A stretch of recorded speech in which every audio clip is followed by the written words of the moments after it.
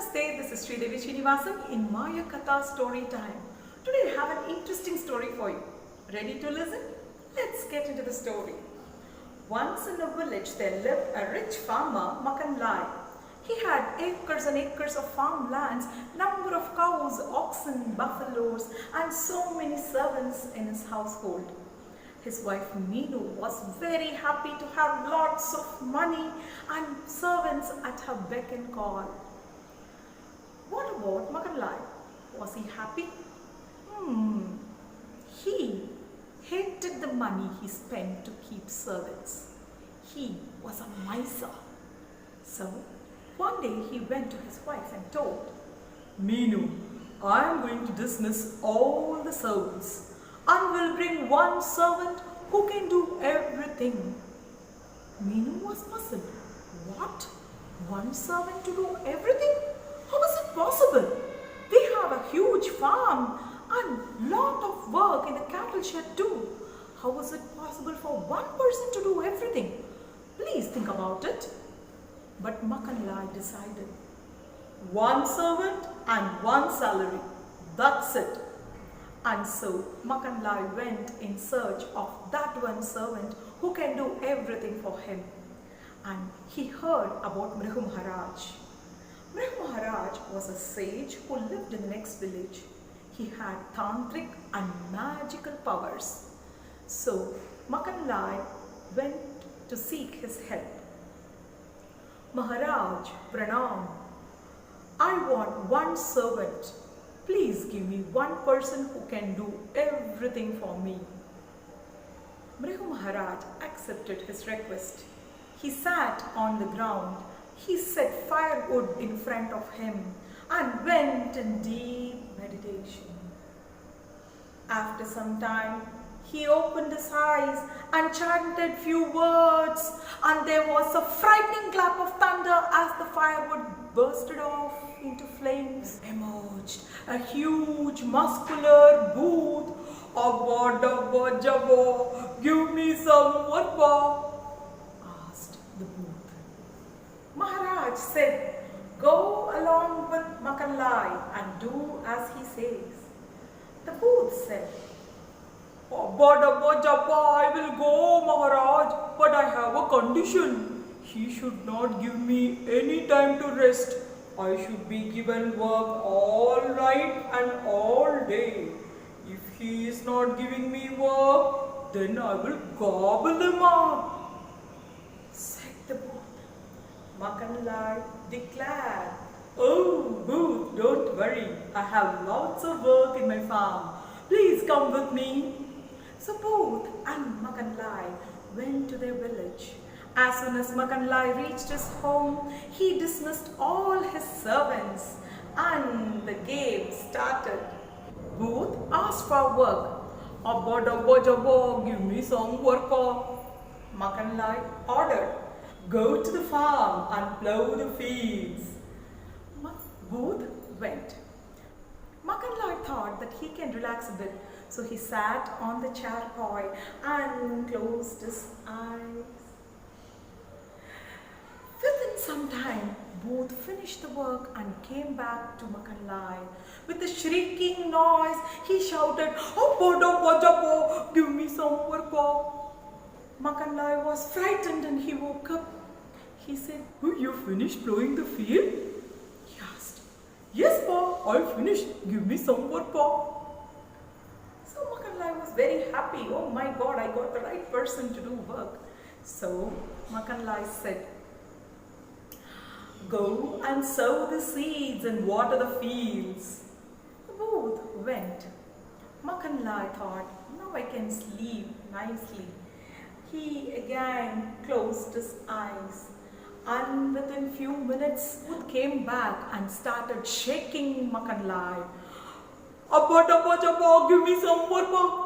Makan Lai felt as if there was an earthquake. Oh, work, you want work? Okay, I will give you. Take all the animals to the river bank and give them a nice bath. Take them for grazing outside the farm, said Makan Lai. Makan Lai was a little bit worried, but still he thought he can sleep well. He again closed his eyes. Within some time, Booth came back with a bucket full of water and poured on Makan Lai. Makan Lai shivered and woke up. Abba, give me some water. Oh God, what is this? My previous servants never used to ask me for work. They exactly knew what to do. And this Booth is really troubling me now. Oh my God, you need work, right? Okay, I will give you. Go empty the pond and fill it up with a fresh river water. Booth did it. Now clean the house. Booth did it. Prepare food. Booth did it. It was night time. Makan Lai was tired. He was fed up giving work to this Booth. But the Booth came back with the same energy as in the morning. Abba, give me some water. Makan Lai. Okay. Go to the farm field and keep God. Do not allow anyone inside. Go. Stay there all night. So Booth left. Makan Lai told his wife everything. Here, do you know something? This Booth will gobble me up if I don't give him work. I don't have any work to give him. What shall I do? Meenu was really a smart lady. She said, oh, I see, that's the problem. Okay, you don't worry. I will handle this tomorrow. So they went to sleep. Next day in the morning, Booth came back again with the same energy. Abba, give me some water. Makan Lai didn't have anything to say. He looked at his wife and Meena said, Booth, today I'm going to give you work. Do you see the dog that is sitting in the corner? And do you see the tail that is curled? Your job is to straighten the dog's tail. Please go and do it. The Booth went near the dog. Dog just had a bowl full of milk and was very happy. He was wagging his tail. Booth held the tail of the dog and pulled it straight. Dog was annoyed. He said, Booth let go of the tail and the tail curled promptly. Again, Booth pulled the tail to straighten it. Dog was annoyed.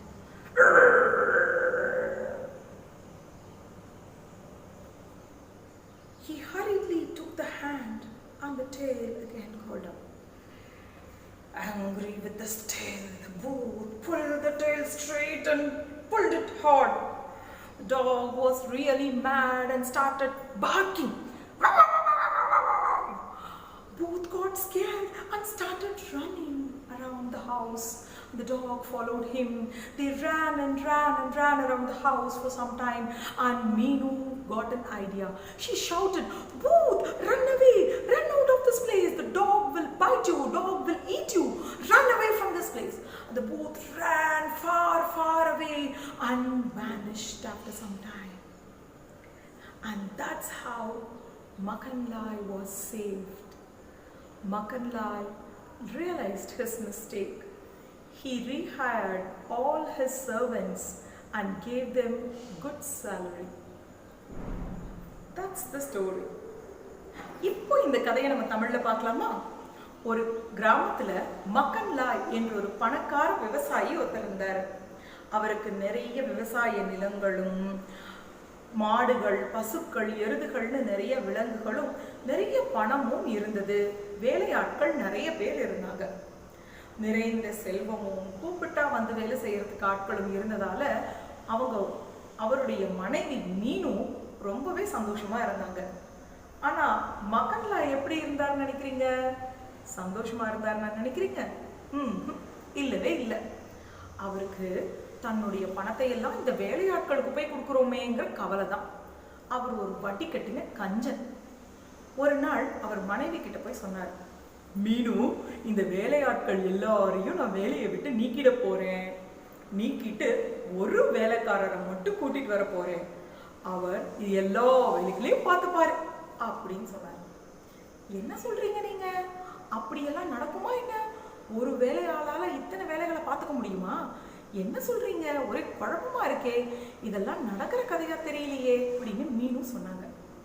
உடனே மக்கன்லாய் சொன்னாரு, நான் ஒரு தடவை சொல்லிட்டா அப்புறம் நானே என் பேச்சை கேட்க மாட்டேன். ஒரு வேலைக்காரன் ஒரு சம்பளம், அவ்வளவுதான் அப்படின்னு அந்த ஒரு வேலைக்காரன் எல்லா வேலைகளையும் செய்யக்கூடிய அந்த ஒரு வேலைக்காரனை தேடி மக்கன்லாய் புறப்பட்டார். மிருகு மகாராஜ் அப்படின்னு ஒரு மந்திரமும் தந்திரமும் தெரிஞ்சிருந்த ஒரு சாது இருப்பதை பத்தி தெரிஞ்சுக்கிட்டார். உடனே அவர்கிட்ட போய் நம்ம உதவி கேட்கலாம் அப்படின்னு போனார். அடுத்த கிராமத்துல வாழ்ந்த மிருகு மகாராஜ் கிட்ட போய், வணங்குகிறேன் ஐயா, எனக்கு ஒரே ஒரு பணியாள் வேணும். எல்லா வேலைகளும் செய்யக்கூடிய ஒரு பணியாள் வேணும். எனக்காக ஒரு வேலையாளர் ஏற்பாடு செய்து தாங்களேன் அப்படின்னு சொல்லி கேட்டார். மிருகு மகாராஜும் அவருடைய வேண்டுகோளை ஏற்றுக்கிட்டார். தரையில உட்கார்ந்து தன் முன்னாடி இந்த விறகு கட்டைகளை எல்லாம் அடுக்கினார். அடுக்கி ஆழ்ந்த தியானத்துல ஈடுபட்டார். கொஞ்ச நேரத்துல எல்லாம் கண்ணை திறந்து சில மந்திரங்களை ஜபித்தார்.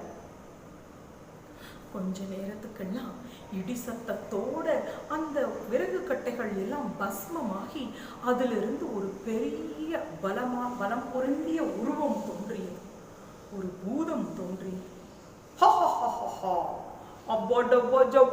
எனக்கு வேலை கொடுப்பா அப்படின்னு கேட்டது. உடனே மிருகு மகாராஜ் சொன்னார், பூதமே, மக்கன்லாயோட போய் அவருக்கு வேணுங்கிற வேலைகள் எல்லாத்தையும் செய்து கொடு. உடனே அந்த பூதம் சொன்னது, கண்டிப்பா செய்யறேன்பா, ஆனா ஒரு நிபந்தனை, எனக்கு ஓய்வுங்கிறதே இருக்கக்கூடாது. காலையிலையும் வேலை செய்யணும், இரவுலையும் வேலை செய்யணும். எனக்கு இவர் வேலை கொடுக்க தவறினார்னா நான் இவரை முழுங்கிடுவேன் அப்படின்னு சொன்னேன். இதை கேட்ட மக்கன்லாய்க்கு ஒரே சந்தோஷம். கவலையே படாதப்பா, எனக்கு நிறைய வேலை இருக்கு, நீ வா, உனக்கு நான் நிறைய வேலை தரேன் அப்படின்னு கூட்டிட்டு போனார். வீட்டுக்கு போய் சேர்ந்த உடனே மக்கன்லாய் முதல் வேலையா எல்லா வேலையாட்களையும் பணி நீக்கம் செய்தார். அப்ப தொடங்கியது ஆட்டம். பூதம் வேலை கேட்டது. அப்போ டப்போ ஜப்போ எனக்கு வேலை கொடுப்பா அப்படின்னு கேட்டது. உடனே மக்கன்லாய் கட்டளையிட்டார். உடனே போய் விவசாய நிலம் எல்லாத்தையும் உழுதுட்டு வா அப்படின்னு சொன்னார். உடனே பூதமும் கிளம்பியது. மக்கன்லாய்க்கு ஒரே சந்தோஷம். சரி, நம்ம நல்லா தூங்கலாம் அப்படின்னு படுத்து கண்ணை மூடின சில நேரத்துலலாம் ஒரு பெரிய சத்தத்தோட வந்தது பூதம். அப்போ டப்போ ஜப்போ எனக்கு வேலை கொடுப்பா அப்படின்னு கேட்டது. மக்கன்லாய்க்கு ஒரே ஆச்சரியம். என்னப்பா, அதுக்குள்ள எல்லா வேலையும் முடிச்சுட்டியா அப்படின்னு கேட்டார். ஓ, முடிச்சுட்டேனே அப்படின்னு சொல்லிட்டு பூதம். உடனே ஒரே சந்தோஷம். அடடா, நமக்கு சரியான ஆள் தான் கிடைச்சிருக்கார் அப்படின்னு நினைச்சிட்டு மக்கன்லாய் சொன்னார், நேரம் போய் விதைகள் எல்லாத்தையும் விதைச்சிட்டு தண்ணீர் பாய்ச்சிட்டு வா அப்படின்னு நினைச்சார். உடனே பூதமும் கிளம்பியது. மக்கன்லாய், சரி இப்ப நம்ம படுத்து தூங்கலாம் அப்படின்னு நினைச்சு கண்ணை மூடி சில நேரத்துக்கெல்லாம் பூதம் திரும்பியும் வந்தது. அவரை உலுக்கி எழுப்பியது. அப்பா டப்பா ஜப்பா எனக்கு வேலை கொடுப்பா அப்படின்னு எழுப்பியது. ஐயோ, இது என்ன நிலநடுக்கம் மாதிரி இருக்கேன்னு பயந்து எழுந்த மக்கன்லாய், அதுக்குள்ள முடிச்சுட்டியா? சரி, அடுத்த வேலை என்னன்னா எல்லா பண்ணை விலங்குகளையும் கூட்டிட்டு போய் ஆத்தங்கரையில நல்லா குளிப்பாட்டி அதுகளை புல் மேயறதுக்காக புல்வெளிக்கு கூட்டிட்டு போ அப்படின்னு சொன்னார். உடனே பூதம் கிளம்பியது. சரி, இந்த வேலை முடிக்கிறதுக்கு கொஞ்சம் நேரம் ஆகும் அப்படின்னு நினைச்ச மக்கன்லாய் திரும்பவும் படுத்தார். கண்ணை மூடிய சில நேரத்துக்கெல்லாம் இந்த முறை பூதம் ஒரு வாளி நிறைய தண்ணீர் எடுத்துட்டு வந்து அவர் மேல கொட்டி அவரை எழுப்பிச்சு.